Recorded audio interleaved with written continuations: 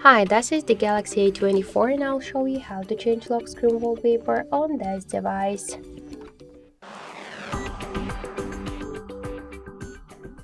So first open the the settings app and then scroll down to the wallpaper and style. Click to change wallpapers and you'll see here all of the default wallpapers, photos from your device gallery previously taken on the device camera or downloaded from the internet. Also, you could use the Galaxy tabs to use the different online wallpapers.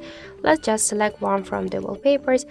If you want to select only and set the wallpaper only to lock screen, you should unselect home screen. Just tap then to next, tap to done on the right upper corner, and that's it. Let's just lock the device, and as you could see, we just successfully changed our wallpaper.